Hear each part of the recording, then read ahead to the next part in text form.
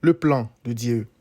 Il est écrit, « Car je connais les projets que j'ai formés sur vous, dit l'Éternel, projets de paix et non de malheur, afin de vous donner un avenir et de l'espérance.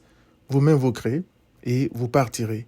Vous me prierez et je vous exaucerai. » Jérémie 29, versets 11 à 12. Je m'appuie souvent sur ce verset, oubliant que Dieu parlait ainsi au peuple de Juda, qu'il soumettait à 70 ans d'esclavage sous Nebuchadnezzar, parce que ce peuple était, comme nous tous, incapable de lui obéir parfaitement. Christ a démontré que le plan de Dieu exige l'humilité et une parfaite obéissance, même dans la souffrance qu'il impose et au cours de laquelle il exige à son peuple de l'invoquer et de le supplier. Christ l'a fait. Il est écrit qu'il a appris l'obéissance par la souffrance. Voilà Hébreux 5, verset 8.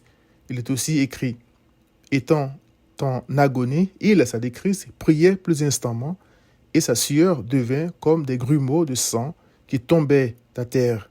Luc 22, 44. C'était le plan, le projet de Dieu que son Fils souffre ainsi pour sauver des pécheurs.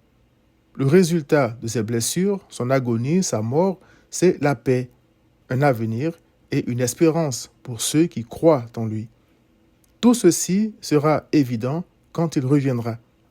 L'apôtre Jean a dit, « Bien-aimés, nous sommes maintenant enfants de Dieu et ce que nous serons n'a pas encore été manifesté, mais nous savons que lorsque cela sera manifesté, nous serons semblables à lui, c'est-à-dire à Christ, parce que nous le verrons tel qu'il est. » 1 Jean 3, verset 2.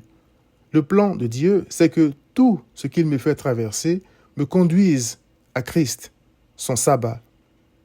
Ce n'est pas du tout une partie de plaisir pour la chair, mais c'est la volonté de Dieu. Viens à Christ.